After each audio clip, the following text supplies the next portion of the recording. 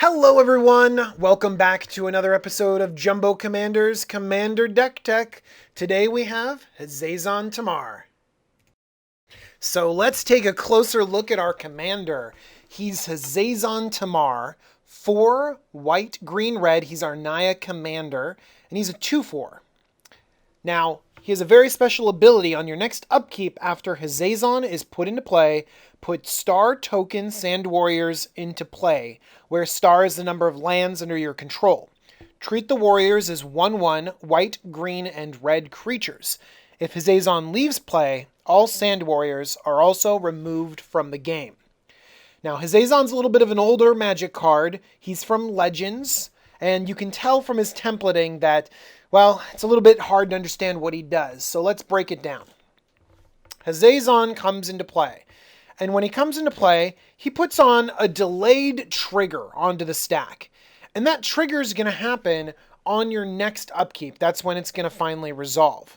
So for this turn, you just have a Hazezon in play, and then you'll go around a turn on the table, and then the trigger will activate in your upkeep.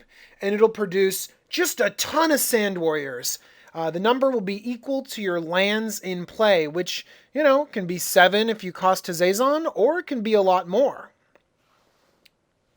Now, Hazezon also has a downside, and that's in the bottom. If Hazezon leaves play, all Sand Warriors are also removed from the game, but we have some answers for that. Sacrifice outlets are very important in Hazezon Tamar because, well, his tokens are tied to himself. But because it's a delayed trigger, there's a window there where the trigger is still on the stack and Hazezon's in play, which means that if we sacrifice Hazezon, well, we get the benefit of sacrificing him, and that trigger remains, so we get all the tokens as well. Let's take a look at a few of those sacrifice outlets, starting with our mana base. High Market taps for a colorless, and then you can tap it to sacrifice a creature. You gain 1 life. Next, we have Mirren the Moaning Well. Taps also for a colorless, and you can 3 tap sacrifice a creature. You gain life equal to the sacrificed creature's toughness. These are great because lands are very tutorable, and also they have a really low cost to include in your deck. You're already playing lands, might as well play some utility lands.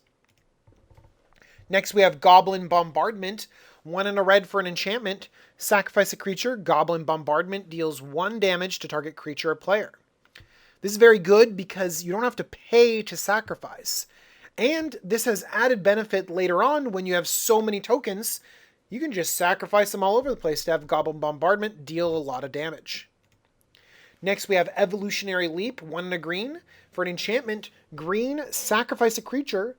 Reveal cards from the top of your library until you reveal a creature card. Put that card into your hand and the rest on the bottom of your library in a random order. Cashing in Hazezon for another creature card is great, and just spending a lot of green and cashing in those tokens for real creatures is even better. Greater Good is 2 green for an enchantment. Sacrifice a creature, draw cards equal to the sacrificed creature's power, then discard 3 cards. Now with Hazezon, this is card disadvantage. His power is 2, so you'll draw 2 cards and discard 3 cards. Ugh. But there's a lot of other creatures in the deck, and Greater Good is a powerful sacrifice outlet. Now this is what we're really talking about. Perilous Forays, 3 green enchantment. 1, sacrifice a creature, search your library for a land card with a basic land type, and put it into play tapped. Then shuffle your library. Yes, so Hazezon produces tokens based on the number of lands we have in play and needs a sacrifice outlet. Perilous Forays provides a sacrifice outlet to get more lands into play. I love it. You can also sacrifice those tokens a little bit later on and get more lands into play so you can recast Hazezon. Gosh, what a great card. Also, sometimes you can just get all your basic lands out of your library. Oh wait, did I say basic lands? Look at this. Basic land type. That means you can get your Arabian Nights Mountain, or your Cinder Glade, because it's a mountain, or you can get your Stomping Ground because it's a mountain, or your Taiga because it's a mountain. This can pull out all of those land types. Man, Perilous Forays is great. Next, we have a Martyr's Cause. 2 and a white, sacrifice a creature, prevent all damage to a creature or player from one source. This is really fun because sometimes Hazezon can be a little bit slow as a 7-drop, or, sometimes it's hard to play Hazezon for the second, third, or fourth time as he gets more and more expensive. And this card can just kind of lock down the board and give you some sustaining power. Very fun. And plus, I like that art right there. I like the angel, kind of protecting the guy. It's pretty cool. One other sacrifice outlet that definitely needs some attention is Flame Shadow Conjuring. And I wanted to explain this specifically. It's 3 and a red for an enchantment. Whenever a non-token creature enters the battlefield under your control, you may pay red. If you do, put a token onto the battlefield that's a copy of that creature. That token gains haste, exile at the beginning of the next end step. Now this is great for creatures with ETB effects because you play the awesome creature, you pay a red, you get a second copy for the turn, and then you reap the rewards of 2 enter the battlefield effects. Now our commander also has an enter the battlefield effect. He creates a trigger that gives you a bunch of Sand Warrior tokens. Okay? Well, you can Flame Shadow Conjuring and pay a red and get another Hazezon, and that second Hazezon also creates a trigger. Now, the interesting thing is you have 2 legendary Hazezons on the battlefield at the same time. You got to legend roll yourself out. So what you're going to do is you're going to go ahead and sacrifice the real Hazezon Tamar, sending him back to your command zone. And then the copied Hazezon Tamar, well, you can deal 2 damage or exile him, whatever you want. But at the end of the day, you end up with no Hazezon Tamars and 2 Sand Warrior triggers on the stack, ready to get double the warriors during your next turn. Very cool interaction. We have one more sacrifice outlet that deserves our attention, and that's Birthing Pod. 3 in a Phyrexian green for an artifact, 1 in a Phyrexian green, tap, sacrifice a creature, and you get to get a creature onto the battlefield that costs 1 more than the CMC of the creature you sacrificed. This can be really good in the deck because you can upgrade your creatures as you move through the chain, but Hazezon is a 7-drop, and so this gives you access to a lot of 8-drops, like Woodfall Primus. It's an 8-drop, and the most important thing is it comes into the battlefield and it destroys a target non-creature permanent. There's going to be tons of great targets on the battlefield. I particularly like that Woodfall Primus kills planeswalkers too. And this guy sticks around because he has Persist, and when he persists back, he's going to come back as a measly 5/5, but he's going to destroy another non-creature permanent. Definitely an include. Terastodon, 8 mana for an elephant. Man, Jumbo Commander loves its elephants. It's a 9/9, and while it can hit 3 target non-creature permanents, well, whenever you destroy one of those permanents, that player gets a 3/3 green elephant creature onto the battlefield. So sometimes you can go that dangerous thing, that horrible thing. You distribute 3 elephants. Sometimes you hit 3 of your own things and you get 18 power on your side of the battlefield. I love Terastodon. Next we have Vorna Clecs, Voice of Hunger, a very dangerous 8-drop. He's a 7/6 trample, but most importantly, he doubles your mana. And for your opponents, whenever they tap a land for mana, that land doesn't untap during its next untap step. Man, Vorna Clecs is just mean. You play Vorna Clecs, you definitely put a target on your head. Next we have Craterhoof Behemoth. He is an awesome beast, but he actually doesn't synergize as well as you'd think. I mean, there's going to be a lot of tokens, and you can cast Craterhoof and, well, destroy people with Sand Warriors. But if you Birthing Pod into him, well, your Hazezon trigger is still on the stack. Your Sand Warriors aren't there yet. And if you did have any Sand Warriors left over and Hazezon's still in play, as soon as you sacrifice him, well, your Sand Warriors go away with them. So Craterhoof doesn't actually fit as well as you would think. He fits great if you cast him, but not really for Birthing Pod. Next we have Avacyn, Angel of Hope. The triple white's a little bit awkward, but you can always Birthing Pod into her. She makes everything indestructible. She's a flying vigilance 8/8. Very powerful creature. Love her. And last, we have style points for a Chroma Angel of Wrath. I think they're better 8-drops in the world, but none of them with such style and grace. Flying First Strike, Vigilance, Trample, Haste, Protection from black and red. All of the keywords on the 6/6 Angel. Very cool card. Now in my build, I play just Woodfall, Primus, and Terastodon. I don't play any of the creatures on the right-hand column. That's because, well, Vorna Clecs, it puts a target on your head, and I just don't like the way he plays. Craterhoof Behemoth, I have decks that play Craterhoof Behemoth, and I feel like that's always the way that decks win a lot of the times, and I find him a little bit boring. Avacyn, I have a deck for Avacyn. She's a commander in another one of my decks, and she's definitely powerful, but not for this one. And Achroma, you know what? I think I'm going to try out Achroma. I think I'm going to put her in. I think she's going to be fun. So before we leave the sack outlet section, I just want to say that it looks like she's like totally Indiana Jones stealing a gigantic cookie. Now this is the critical category. This is the category we came here to see. We know we can put a lot of tokens on the battlefield, but we want to see the crazy anthems that we can get together to crush our opponents. First up, we have Elish Norn, Grand Cenobite. A great anthem effect. Mostly because it gives your opponent's creatures -2/-2. It's like a +4/+4 anthem on a 4/7 vigilance body. She is spectacular. She's really fun. Man, these Praetors are just so powerful. Get them all, play them all the time. Next, we have Mirror Entity. A little bit cheaper, 2 and a white for a changeling, and it's a 1/1. But remember how you are ramping all of this mana out because you want as many lands in play as possible so that you can have as many Sand Warriors as possible. So let's just say you play Hazezon Tamar, you get 7 tokens, you make your 8th land drop, you have Mirror Entity and you swing. Well, suddenly those 1/1 warriors turn into 8/8 changeling awesomeness. I love Mirror Entity. Next we have Beastmasters Ascension.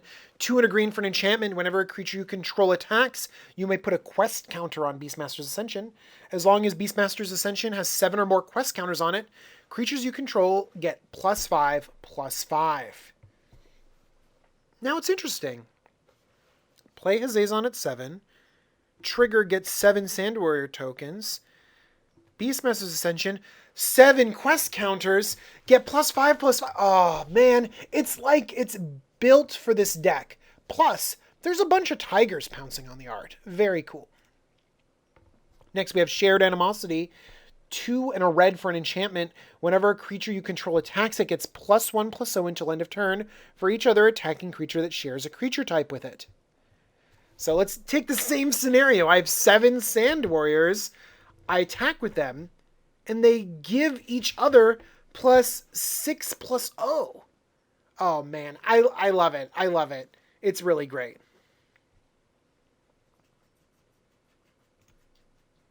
Next, we have Cathars Crusade. Now, this one's a little bit different because Cathars Crusade has to be on the battlefield before the Sand Warriors come in for it to work.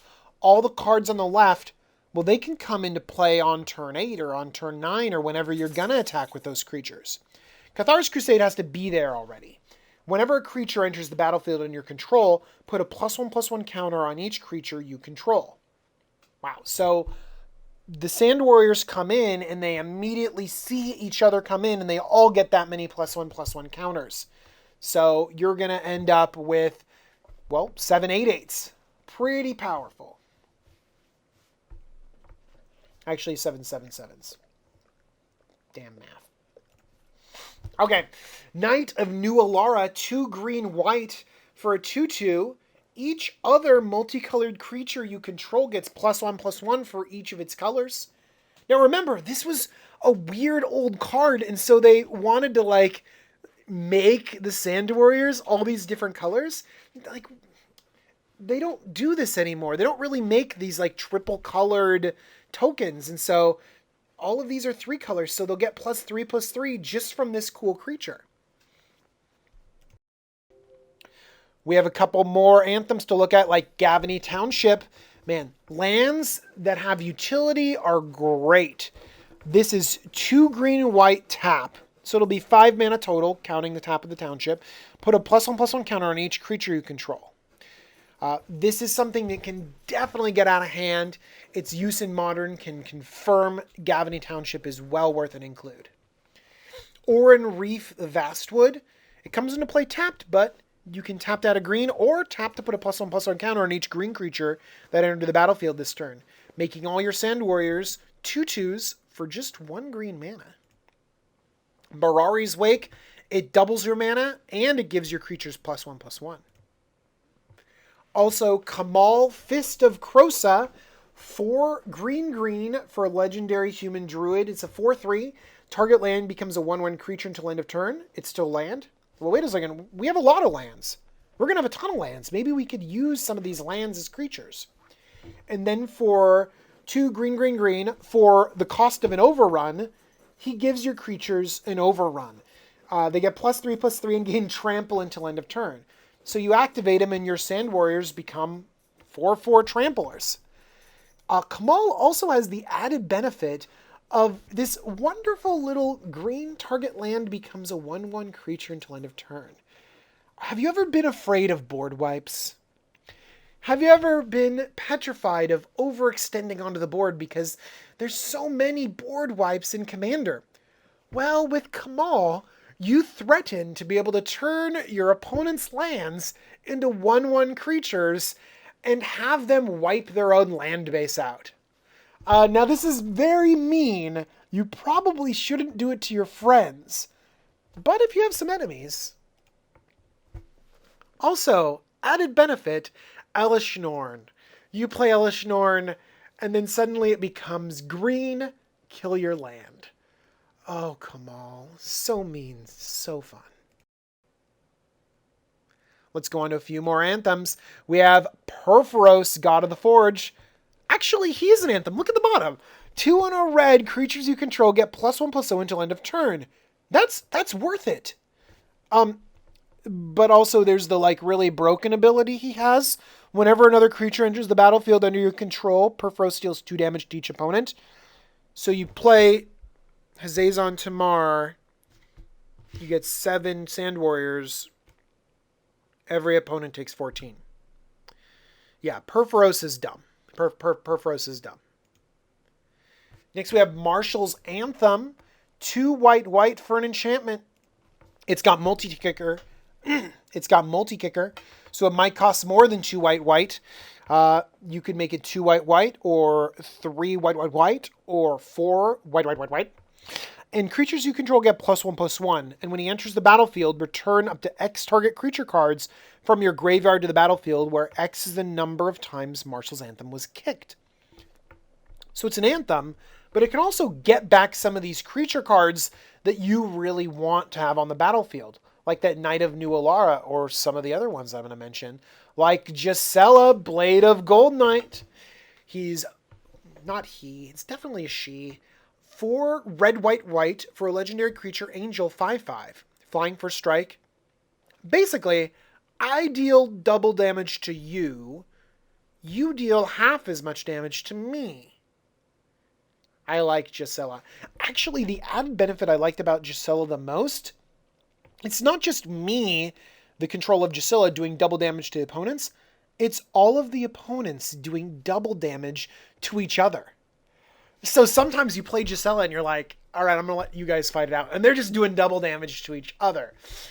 Gisela is definitely one of those uber powerful cards that can definitely get you the center of attention at a table. Also, we have Gahiji, Honored One. 2 red, white. For a legendary creature beast, he's a 4/4. Whenever a creature attacks one of your opponents or a planeswalker an opponent controls, that creature gets +2/+0 until end of turn. So it makes all your Sand Warriors 3/1s. But again, just like Gisela, if your opponents attack each other, well, their creatures are going to get +2/+0 until end of turn. So you're like, let's play some politics here. I'll play Gahiji, and you guys can attack each other. Love him. Next, we have style points for white. Jihad, a card that would never be printed again. Choose a color as long as opponents have cards of this color in play. All white creatures gain +2/+1. Jihad must be discarded immediately if at any time an opponent has no cards of this color in play. Now, Jihad is really not worth it. It's not a very good card, but I think the art is cool. The name is, it's like, the name is so politically incorrect. I think he's a very interesting historical include.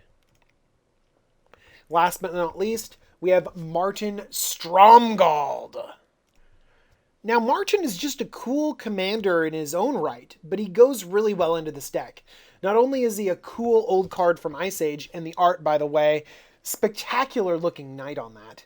2 red for a 1/1, but when he attacks, everyone gets +star. There's the stars again. Well, they get buffed for each other attacking creature. And when he blocks, he gets buffed with every other blocking creature. So he gets exponentially better with every creature that attacks with him. Very cool card. Next, we have some Haste Enablers. I like this art right here. She definitely has some cold eyes going on.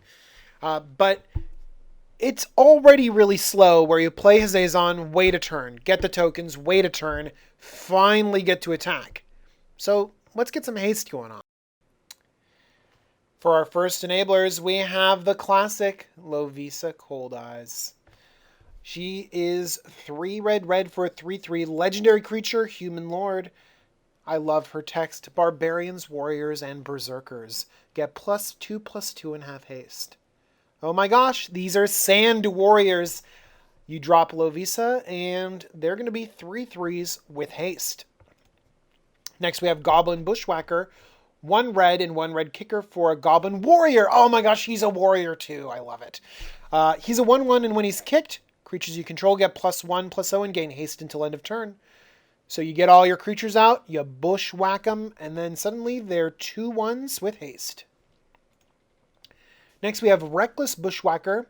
Not as good as Goblin Bushwhacker because you have to surge him out to get the ability. And when you pay 1 and a red, you can surge him.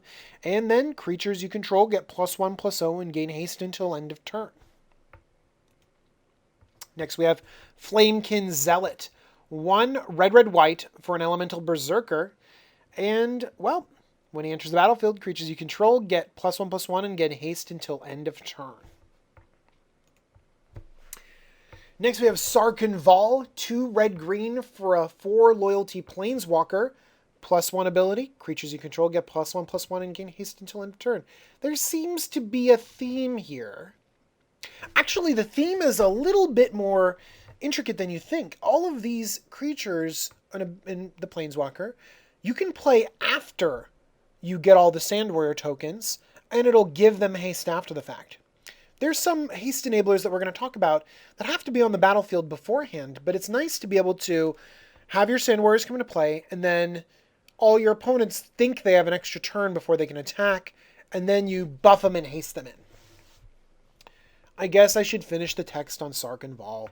-2, you get to threaten a creature. -6, put 5 4/4 red dragon creature tokens with flying on the battlefield. Yeah, it's +1 in haste.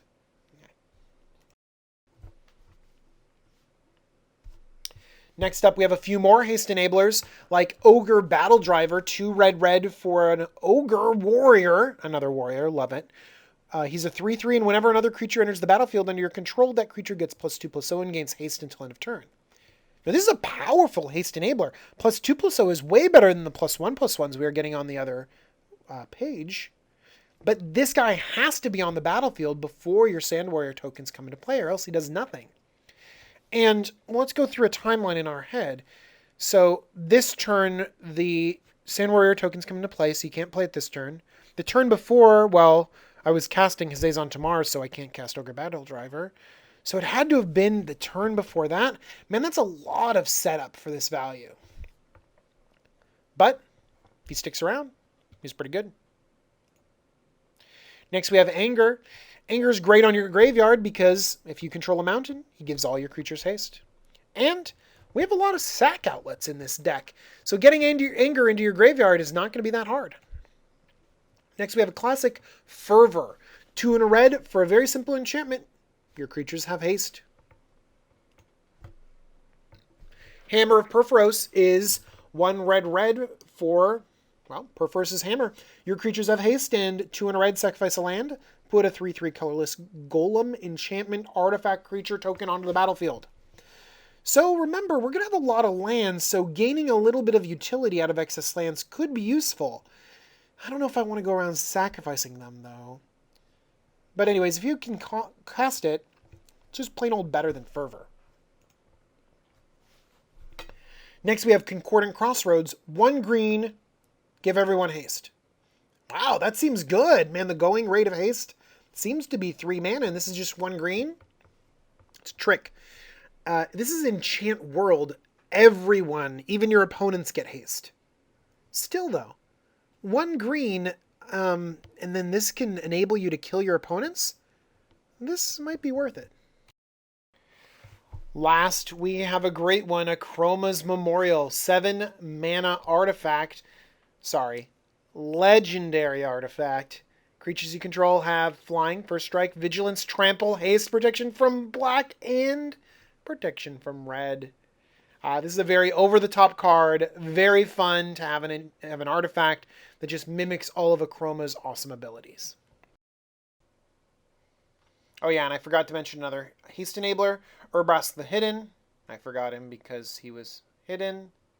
No, just kidding. I actually forgot him. 3 red. Creatures you control have haste. Creatures your opponents control enter the battlefield tapped. This can set up a really nice tempo play against your opponents. Now, Hazezon produces tokens, but let's get some other tokens going on in here. Let's start off the token producers with one of my favorites, Tempt with Vengeance. X and a red for a sorcery, Tempting Offer. Man, I love all of the tempting cards, the Tempt with cards. They're so fun, they're so political. Let's take a look at this one. Put X 1/1 red elemental creature tokens with haste onto the battlefield. Now that's the baseline. Even that is good. Getting a ton of tokens with haste with all of your anthems that I just described, that's just great. But there's more. Each opponent may put X 1/1 red elemental creature tokens with haste onto the battlefield. For each player who does, put X 1/1 red elemental creature tokens with haste onto the battlefield. So let's say we play this after Hazezon. Let's say we play this on turn 8. So we're going to get 7 1/1 red elemental creature tokens with haste on the battlefield. And then you say to the person on your left, do you want 7 1/1s? And they have to decide. And so if they say yes, well, you're going to get a total of 14. Then it goes around the table. The next person says yes, you get 21. The next person says yes, you get 28. I mean, it's the best thing to do for your opponents is just to say no, but there's like a prisoner's dilemma here where they kind of need the tokens to defend or to defend against the other opponents on the battlefield. I mean, if the first guy says no and I'm the second guy, I'm going to be like, hey, if I take the tempting offer and give you double to attack guy number 1, do you promise not to attack me? And then me, the tempting political guy would be like, well, absolutely. And then you get 14 guys and you kill the other. I mean, like, I love the politics of this card.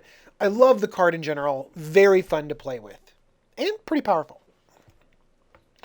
Next, we have Secure the Wastes, X and a white, and you put X 1/1 white warrior creature tokens on the battlefield. Oh my gosh, I love it. They're warriors. It's great. Works with the cold eyes, matches the sand warriors. And look, the art even has them as like cool sand warriors. I love it. Instant speed too. So again, these sand warriors can be a very big surprise, just like the haste on Tempt with Vengeance. Man, that cold eyes interaction with the warriors, love it. Next we have a classic Avenger of Sin Dakar, 7 mana for a 5/5, and, well, he puts a bunch of 0/1 green plant creature tokens on the battlefield for each land you control. Wait a second, I'm pretty sure in this deck I put a lot of lands onto the battlefield because of Hazezon. Oh, right, I do. I'm going to have a ton of lands. Avenger is great. Spoiler alert, there's also a lot of ramp in this deck. So dropping Avenger and then playing a bunch more lands is totally in the realm of possibilities. Avenger is great. Martial Coup is X white white for a sorcery. Put X 1/1 white soldier creature tokens onto the battlefield where X is 5 or more. Destroy all other creatures. So Martial Coup does two things. It puts creatures on the battlefield and, well, it wipes the board. Love Martial Coup. And last we have Elspeth. Does a similar thing to Martial Coup. You can flood the board with 1/1 white soldiers, or you can mindset destroy all creatures with power 4 or greater. I like being able to have the Hazezon trigger happen, put Elspeth down, minus it, and then kind of clear the board, but keep all your tokens intact. Elspeth is very powerful. I'd also like to point out my financial pickup of this deck tech, and that's going to be Elspeth Sun Champion. Elspeth is under $5. You can get one on TCG Mid for $4 right now. Now, I know that's because she had a dual deck printing, but she's really good, and is a mythic. I mean, in a Planeswalker, I think she's really good, and she's not going to go up by leaps and bounds, but she's going to go up, and she's worth buying in at $4. So, Hazezon's a 7-drop. He creates tokens based on the number of lands you have in play. Mana Ramp's going to be really important in this deck.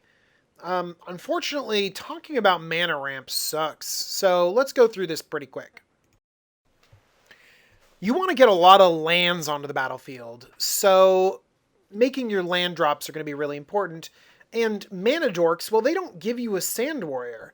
So let's see what kind of things get more lands on the battlefield. Things like Oracle of Moldiah will pull a land off the top of your library, giving you card advantage, and also let you play more than one a turn.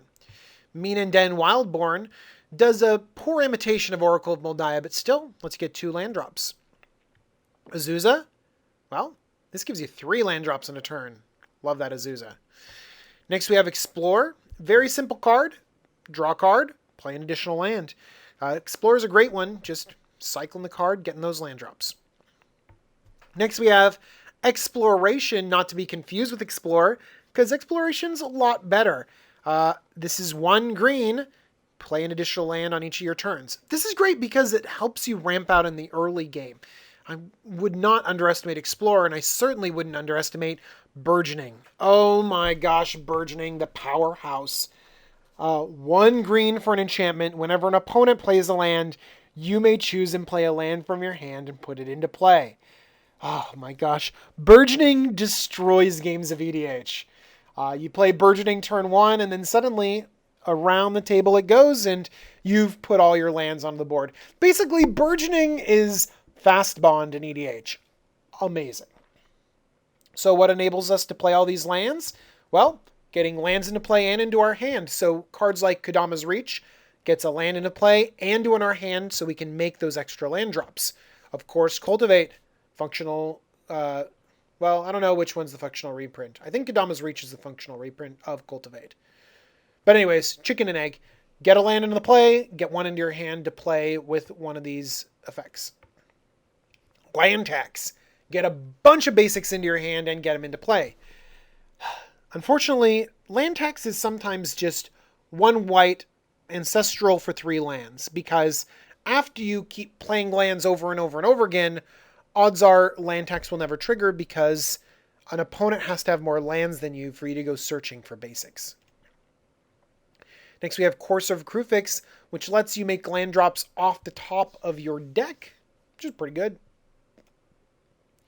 Selesnya Sanctuary, Gruul Turf, and Boros Garrison also help with those multiple land drops, because you top deck a Gruul Turf with one of these cards in the left-hand column in play, and you play the turf, you get back the land, and then you play the other land too. It's like getting 2 land drops with those lands. We got a little bit of removal here that's thematic to Hazezon. Some on-theme disruption. Aura Mutation, green-white for an instant, destroy target enchantment.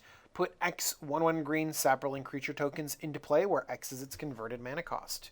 And in the same theme, we have Artifact Mutation, red-green, Destroy target artifact. It can't be regenerated. Put X 1/1 green sapperling creature tokens into play, where X is its converted mana cost. I really like these. I think they're underplayed. I think it's really fun to have some answers for those artifacts and enchantments that'll also advance your own board. Very cool cards. We also have Chaos Warp, a commander staple. Oh, it got a little bit weaker when Tuck rule was changed, but let's take a closer look. 2 in a red for an instant. The owner of target permanent shuffles it into his or her library and reveals the top card of his or her library. If it's a permanent, he or she puts it onto the battlefield. So you can basically get rid of any permanent on the battlefield, and then, well, you might be able to change it out for another permanent. Odds are they're going to get a land. I mean, if they get a spell, nothing happens. This still doesn't hit commanders very well, but one thing that's a secret mode for Chaos Warp is it can hit your own Hazezon. And Hazezon can go back to the command zone, and you maybe can get a permanent? I don't know. Chaos Warp's just a good versatile tool. Now, there's a lot more disruption and removal in these colors. I mean, they're great for it. I wouldn't fault you for playing a Swords to Plowshares or a Path to Exile, or a lot of other cards.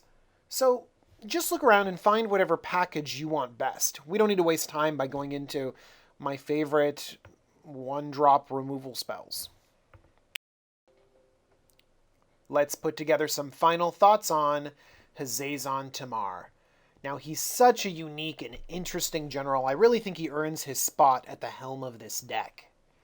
But he's a little expensive, both in mana cost and price. He's running around $35 TCG mid right now, and that might be too much for someone just trying out this strategy. So an alternative could be Gahiji Honored One. He doesn't provide tokens like Hazezon Tamar, but he gives the buff, and gives that political edge, and keeps you in Naya. So it could be a very easy swap over to stay in those colors.